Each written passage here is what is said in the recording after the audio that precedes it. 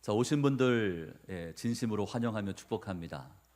여러분, 옆에 계신 분의 손에 이끌려서 마지못해 오신 분도 계시고, 또 기쁨으로 함께 동행하신 분도 계시고, 밥 사줄게, 한번 가자 해서 이제 거기에 또 마음이 녹아서 오신 분도 계시고, 아무튼 어찌됐든지 간에 이곳에 앉아 있다는 그 사실이 중요한 것이죠.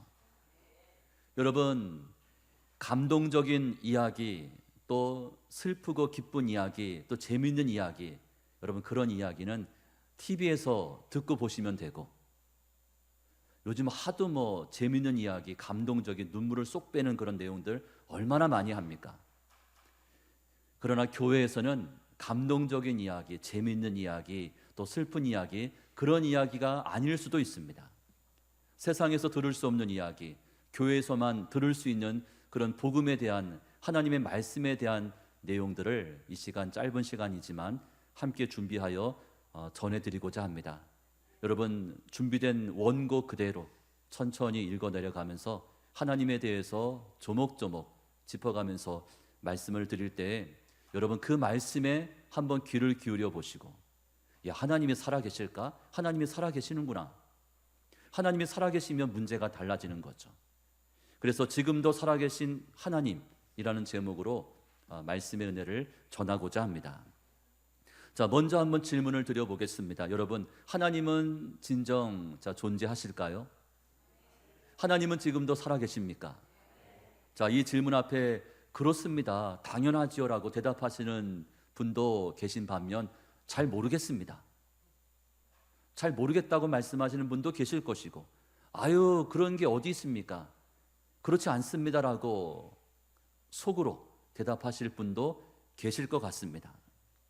자, 무신론자들은 신의 존재를 부정합니다. 신이 없다고 생각하는 무신론자들은 신 존재 자체를 부정합니다.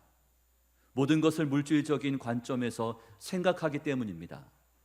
그래서 그들은 기독교에서 말하고 있는 하나님, 또 천국, 영적인 세계, 천사, 이 같은 것들 눈에 보이지 않기 때문에 존재하지 않는다라고 결론을 내려버립니다. 그러나 여러분, 이 세상에는 눈에 보이지는 않지만 실제로 존재하는 것들이 너무나 많습니다. 가장 대표적인 것은 공기라고 얘기하죠. 전기도 눈에 보이지 않습니다. 전파들도 눈에 보이지 않습니다. 그러나 눈에 보이지 않지만 그 모든 것들은 분명히 존재하고 있는 것이죠. 무지개 색깔인 빨주노초 파남보와 같은 이 가시 광선은 우리의 눈으로 인식할 수 있습니다. 눈에 보입니다. 그 색깔이 눈에 보입니다.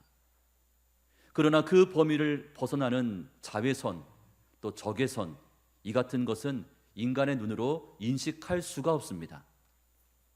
그러나 눈에 보이지 않는다 해도 자외선, 적외선, 이 모든 것들은 실제로 존재하고 있는 것입니다. 이처럼 저희는 사람의 오감을 통해서, 자, 오감이 무엇입니까? 시각, 또 청각, 미각, 후각, 촉각, 이 5가지 감각을 가리켜서 이 오감이라고 이야기합니다. 이 오감을 통해서 인식할 수 있는 세계보다 이 오감을 통해서 인식할 수 없는 훨씬 더 넓고 더 높은 세계가 있다는 사실을 저희는 인정해야 합니다. 폴 리틀이란 과학자는 이렇게 말합니다. 눈에 보이지 않는다는 것이 존재하지 않는다는 것을 의미하는 것은 아니다.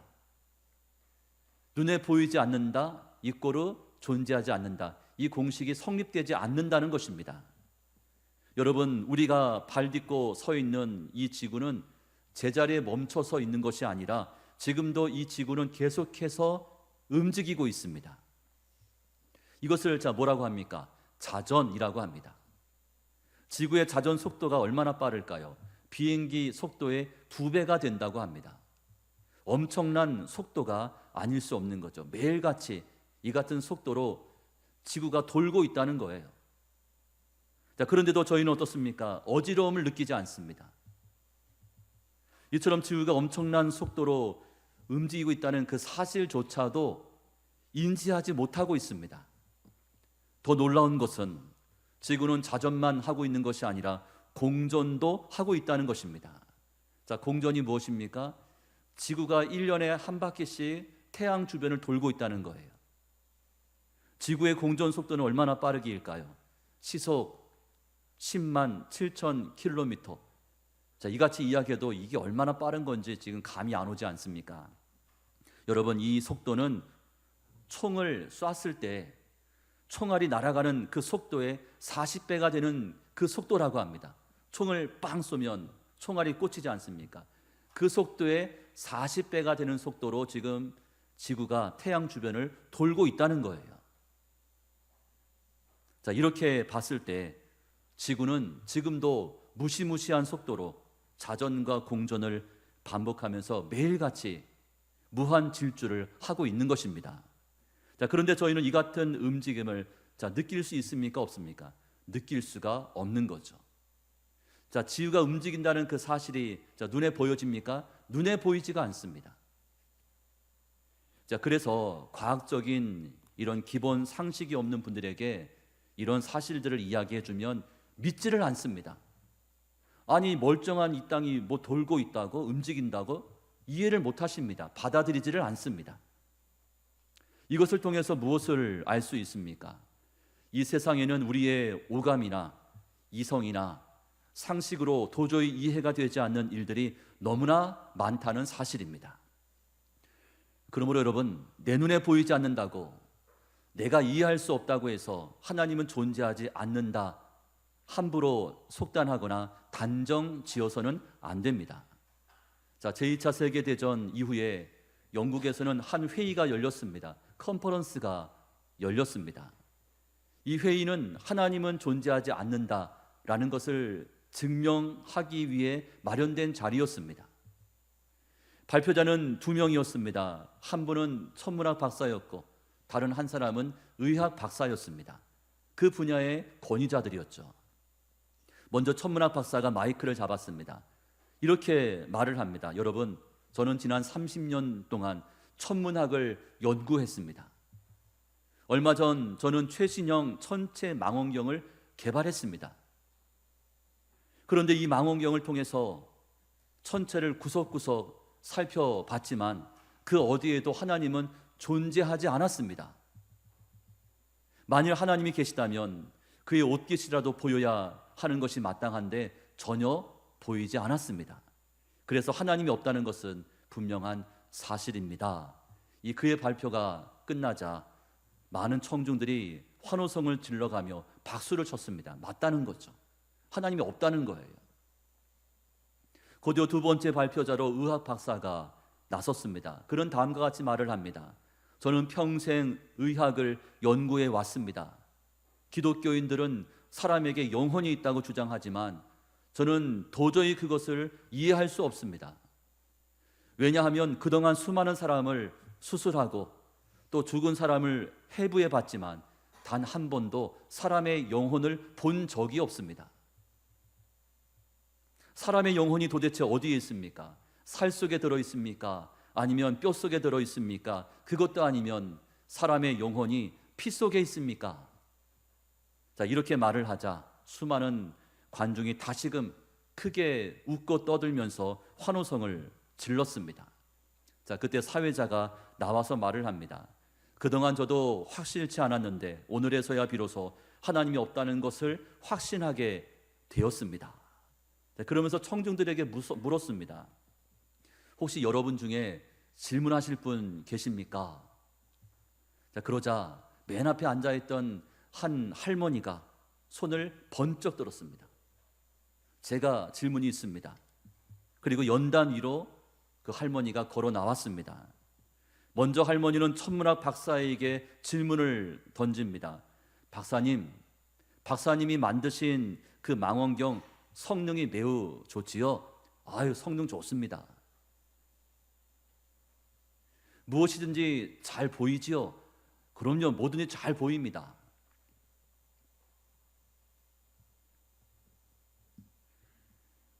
할머니가 이어서 질문합니다. 그러면 바람도 보입니까? 그러자 그가 대답합니다. 아니요, 바람은 보이지 않습니다. 할머니가 다시금 물었습니다. 그러면 바람이 없다는 말씀입니까? 아니요, 바람은 있습니다.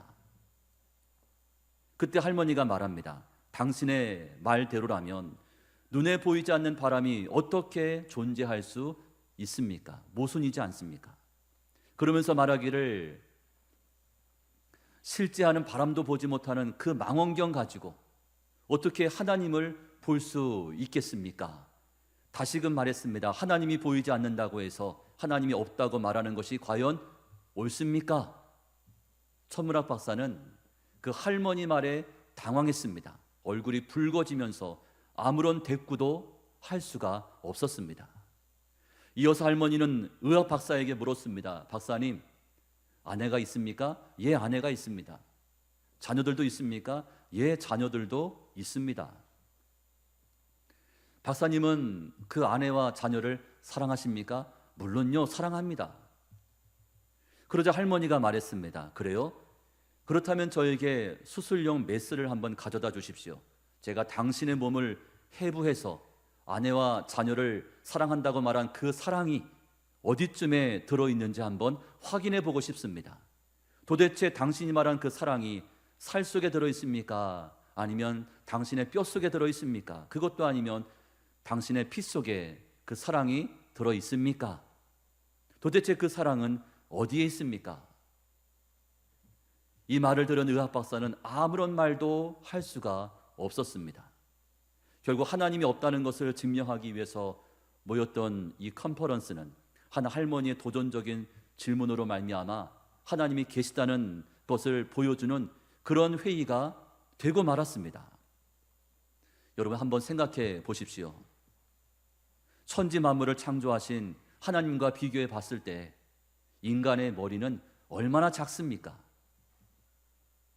그런데 이 작은 머리 가지고 하나님에 대해서 이리 생각해보고 저리 생각해보고 그 결과 하나님이 제대로 이해가 되지 않는다고 하면서 하나님은 없다라고 단정 지을 수 있겠습니까? 이것은 너무나 유치하고 너무나 교만한 생각입니다. 여러분, 하나님은 분명히 존재하시고 그 하나님은 지금도 살아 계시는 줄로 믿습니다. 자, 저희의 오감이나 또 이성을 통해서가 아니라 믿음을 통해서 하나님을 만날 수가 있습니다. 그러므로 하나님의 존재에 대해서 무관심해서도 안 되고 또 하나님이 없다고 단정 지어서도 안 됩니다. 대신에 하나님의 말씀인 성경을 통해서 하나님이 계심을 알고 그리고 그 하나님을 인격적으로 만날 수 있기를 축복합니다. 여러분, 매주마다 교회에서 예배를 드리고 그리고 예배 시간에 말씀이 선포가 되는데 그 말씀들을 통해서 하나님의 살아계심을 알 수가 있는 것이죠. 저는 일반 대학에서 철학을 전공했습니다. 모든 학문의 기초가 되는 철학을 먼저 공부한 다음에 그 다음에 신학대학원에 진학하여 신학을 공부했습니다. 철학에서도 논쟁이 그치지 않는 주제가 바로 신존재 증명입니다. 고대로부터 지금까지 신은 존재하는가? 어떻게 입증할 수 있을까? 이게 화두입니다. 유실론자들은 신이 존재한다는 사실을 증명해 보고자 애를 씁니다. 반면 무신론자들은 그들의 주장을 반박하는 데 애를 쓰는 거죠. 자, 신의 존재를 증명하는 여러 가지 방법들이 있는데 그 중에 목적론적 논증이라는 방법이 있습니다.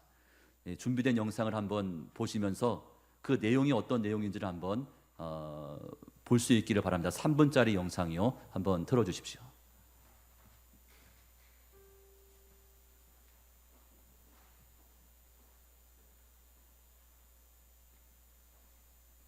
의도를 가지고 설계되었다는 것을 알 수가 있습니다. 그러므로 이 우주에는 설계자인 신이 존재한다는 것이 바로 신 존재를 증명하는 목적론적 논증입니다. 여기에 대한 고전적인 설명으로는 윌리엄 페일리의 시계 이론이 있습니다. 가령 어떤 사람이 숲길을 걸어가다가 시계를 하나 주었다고 합시다. 이 시계가 어떻게 그곳에 존재하게 되었을까요? 여기에 대한 설명으로 오랜 세월 동안 바람과 비의 영향으로 암석이 깎이고 다듬어져서 시침과 분침이 생기고 톱니바퀴가 생겨서 시계가 저절로 그렇게 정확하게 돌아가게 되었다고 한다면 그 누가 이 사실을 믿겠습니까? 그런데 이 우주는 그것보다 훨씬 더 정교합니다. 태양계의 행성들은 정확한 속도와 방향으로 움직이고 지구의 자전과 공전도 한치의 오차가 없습니다. 그래서 달력과 시계가 만들어질 수 있는 것입니다. 이것은 결국 이 우주가 설계되어 있다는 증거입니다. 우주 자체는 인간에게 아주 적대적입니다. 인간이 우주로 나가면 당장 공기가 없고 먹을 물도 없어서 죽을 수밖에 없습니다. 기온도 너무나 낮고 인간의 몸에 해로운 물질도 많습니다. 그래서 하나님은 인간이 머무를 수 있는 안전한 장소를 주셨습니다. 바로 지구라고 하는 장소입니다. 그런데 이 지구라고 하는 우주선이 대단합니다. 자전과 공전을 하면서 스스로 움직입니다. 자전 속도는 대략 초속 460m 정도이고 공전 속도는 초속 30km 가까이 됩니다.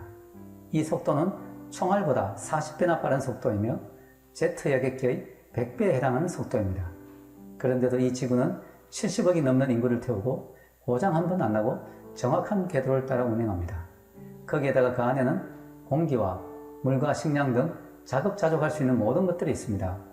공중의 새와 육지의 식물들과 동물들 그리고 바다의 어류들이 풍성하게 있어서 인간이 굶지 않고 살게 만들어줍니다.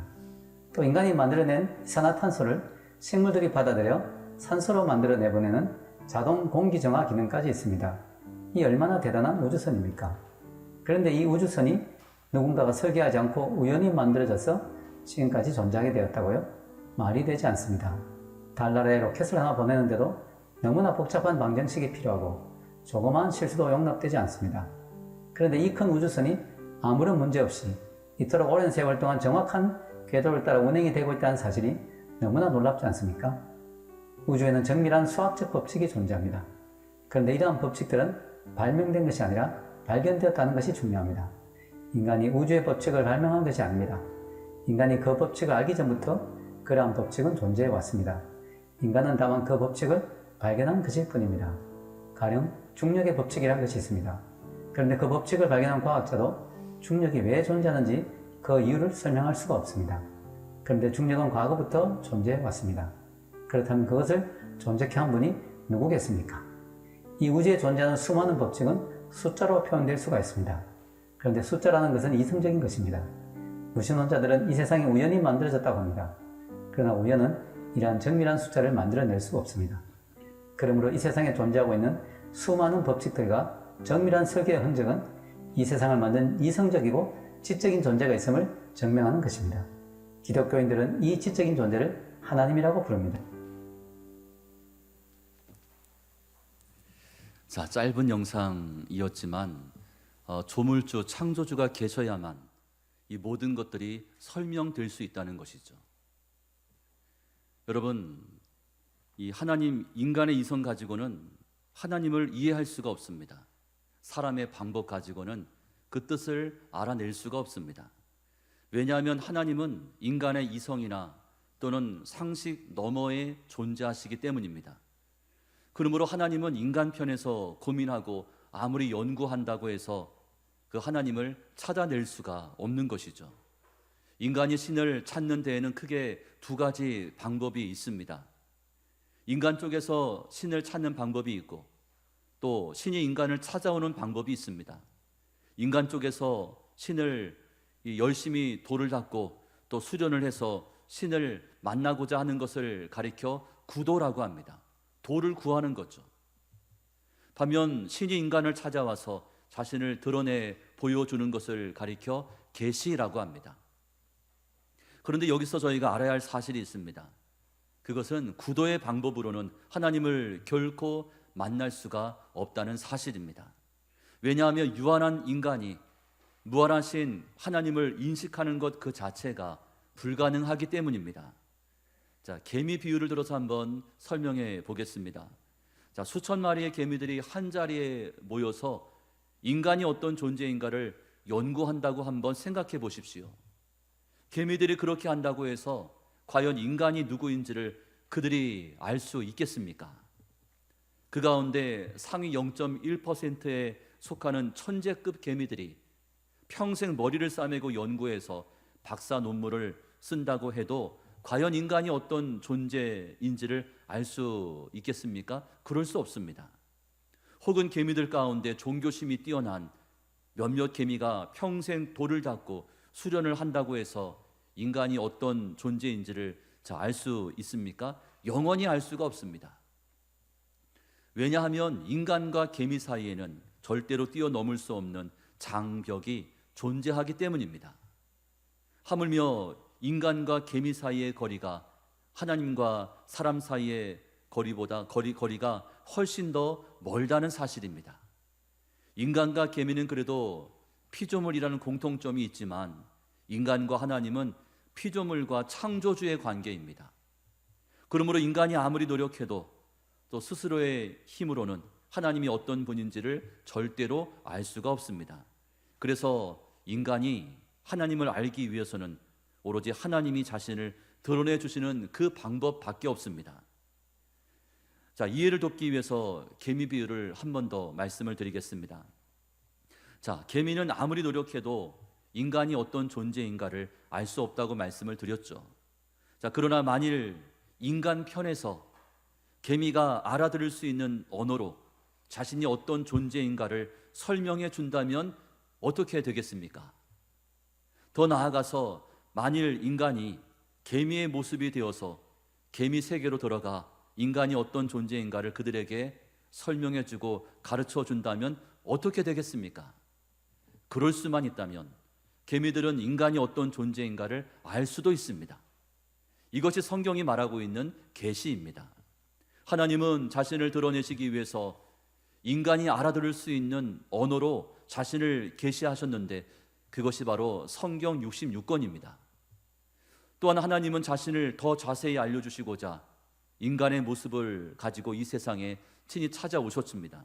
그분이 바로 하나님의 아들이신 예수 그리스도이십니다. 이처럼 저희는 하나님께서 인간 저자를 통해서 기록해 주신 하나님의 말씀, 또 사람의 몸을 입고 이 땅의 구원자로 찾아오신 예수님을 믿음으로 말미암아 하나님이 어떤 분이신지를 제대로 알 수가 있는 것입니다. 여러분, 사람들이 교회를 다니지 않고 또 예수님을 믿지 않을 뿐 아니라 하나님의 존재를 부정하고 부인하는 대표적인 이유는 크게 세 가지입니다. 이 세 가지 범주 안에 다 포함이 됩니다. 첫째는 무관심 때문입니다. 무관심합니다. 도무지 관심이 없습니다. 현대인들은 자신의 인생 자체가 바쁘고 분주하기 때문에 눈에 보이지 않는 것 거들떠보지도 않습니다. 영적인 것 관심이 없습니다. 그저 무엇을 먹을까, 무엇을 마실까, 무엇을 입을까, 지금 현재의 삶에 모든 포커스가 맞춰져 있습니다. 죽음 이후에 대해선 생각 자체를 하지 않습니다. 때가 되면 죽겠지 뭐. 관심이 없어요. 그러나 성경에서는 무엇이라고 말씀합니까? 사람이 한 번 죽는 것은 정한 것이요, 그 다음에는 하나님의 심판이 기다리고 있다고 분명하게 말씀해 줍니다. 그러므로 저희는 죽음 이후에 펼쳐질 영생이 있음을 알고 현재 인생을 사는 동안 그 영생을 부지런히 준비해야 합니다. 두 번째는 무지하기 때문이죠. 영적인 것을 인간적인 것으로 설명하려다 보니 잘못된 지식을 가지게 됩니다. 하나님과 천국에 대해서 또 구원과 영생과 성경에 대해서 오해가 생깁니다. 선입견과 편견을 가지게 됩니다. 그래서 이단이나 사이비 종교에 빠지기도 하고 그리고 기독교를 핍박하거나 적대시합니다. 자, 무엇 때문입니까? 진리가 기록된 하나님의 말씀, 또 진리가 되시는 예수님에 대해서 무지하기 때문입니다. 내가 무지하여서 예수님을 믿지 않는 거죠. 내가 무지하여서 교회를 다니지 않습니다. 내가 무지하기 때문에 하나님을 부인하고 인정하지 않는 사람들이 상당히 많다는 것입니다. 세 번째 이유는 개인적인 감정 때문입니다. 어떤 분들은 교회에 대한 또 교회를 다니는 여러 신자들에 대한 좋지 못한 경험이 있고 또 그런 감정 때문에 교회 자체를 싫어합니다. 그리고 하나님을 부정하시는 분들이 계십니다. 자, 어느 교회 때문에 또는 어느 목사님, 어느 장로, 어느 권사, 어느 집사 때문에 너무 큰 상처를 받았다고 말합니다. 그래서 그들과는 두 번 다시 상종하지 않기로 마음을 먹었다는 것이죠. 교회를 안 다니겠다는 거예요. 하나님을 안 믿겠다는 것입니다. 여러분, 이처럼 어리석은 사람이 또 어디 있습니까? 누구 때문에 교회를 안 다닌다, 누구 때문에 하나님을 안 믿겠다, 말이 됩니까? 자, 예를 들어 보면 나라를 떠들썩하게 만들었던 경제사범들, 또 정치인들, 그들 가운데 대다수가 어느 대학 출신입니까? 스카이 대학 출신입니다. 감옥에 들어가 앉아있는 그분들이 스카이 대학 출신들이에요. 저희는 뉴스를 접하면서 그들에게 얼마나 욕을 해댑니까? 사람이 그럴 수가 있냐고, 어떻게 저렇게 헤쳐먹을 수가 있냐고, 어떻게 저런 짓을 할 수가 있냐고. 그분들이 스카이 대학 출신들입니다. 자, 그런데 아이러니하게도 그들이 졸업한 스카이 대학에 자신의 자녀들을 보내지 못해서 안달들입니다. 여러분, 똑같은 원리를 적용해 보면 스카이 대학에서 공부해서 졸업한 사람들이 이 같은 큰 범죄를 범했으면 당연히 우리 자녀들을 그 대학에 보내지 말아야 되죠. 마찬가지입니다. 그 대학이 문제가 아닙니다. 그 대학을 다녔던 몇몇 사람들이 문제가 되는 것이죠. 하나님이 문제가 아닙니다. 교회가 문제가 아닙니다. 하나님을 믿고 교회를 다니는 몇몇 신자들이 문제인 것입니다. 여러분, 그런 몇몇 사람들 때문에 교회를 떠나고 교회를 다니지 않고 하나님을 없다 하고 믿지 않겠다 하고, 여러분, 이것은 교회를 다니기 싫어하는 그들의 변명과 핑계에 불과합니다. 여러분은 어떻습니까? 혹시 그런 핑계와 변명을 대고 있지는 않았습니까? 최고의 어리석음이 아닐 수 없습니다. 이제 말씀을 맺습니다. 여러분, 저희가 예수님을 믿고 교회를 다녀야 할 이유는 분명합니다. 먼저 하나님은 지금도 살아계시기 때문입니다. 그리고 한 100년의 인생이 끝나면 그 다음에는 영원한 영생이 기다리고 있기 때문입니다. 저희 아버님 지난달 90세가 되어서 하나님의 부르심을 받았습니다. 우리 자녀들은 기쁨으로 우리 아버님을 먼저 천국에 보내드렸습니다. 왜냐하면 아버님의 마음속에는 열심히 믿음 생활을 한 건 아니었지만 믿음이 있었기 때문이죠. 사람이 한 번 죽으면 그 다음에는 영생의 삶으로 들어가는 것을 알고 있기 때문입니다. 또한 예수님을 믿고 구원을 받아야 하나님의 집인 저 천국에서 그 영생을 살 수 있기 때문입니다. 또 한 가지 이유는 여러분, 먼저 믿은 여러분의 가족들이 먼저 예수 믿고 여러분을 이렇게 주님 앞으로 초청하지 않았습니까? 먼저 믿은 여러분의 친구분들이 여러분을 이렇게 교회 앞으로 초청하지 않았습니까? 무슨 부귀영화를 보려고 그렇게 하겠습니까? 내가 아끼고 내가 사랑하는 나의 가족들, 나의 친구들, 나의 이웃들, 나의 지인들, 그분들도 이 하나님이 계심을 알고 그분들도 예수님을 믿고 그분들도 언젠간 인생의 끝날이 있을 것인데, 그때 허무하게 인생이 끝나는 것이 아니라 저 천국에서 함께 영생을 살기를 바라는 그런 마음 가지고 여러분을 그런 마음으로 초청하지 않았습니까? 그분들이 있기 때문에 저희는 예수님을 믿고 교회를 다닐 만한 충분한 이유가 된다는 사실입니다. 자, 요한계시록 21장 6절과 7절 말씀을 우리 다시 한번 보면서 같이 읽도록 하겠습니다. 나는 알파와 오메가요 처음과 마지막이라. 내가 생명수 샘물을 목마른 자에게 값없이 주리니 이기는 자는 이것들을 상속으로 받으리라.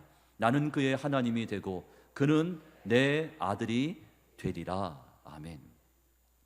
저의 바람은 이 자리에 함께한 모든 분들이 그 예수님을 통해서 하나님의 자녀가 되고 하나님을 믿는 백성이 되고 천국 시민권을 소유한 분들이 되어서 짧은 인생 살면서도 염려, 걱정, 근심을 덜어내시고 대신에 천국을 소망 중에 바라보면서 그렇게 살아갈 수 있기를 간절히 축복합니다. 여러분 모두가 믿음을 가지고 하나님의 자녀로 거듭날 뿐 아니라 여러분 교회를 다니면서 영생을 준비하는 그런 지혜롭고 가치 있는 여러분의 삶이 다 될 수 있기를 주님의 이름으로 축복합니다.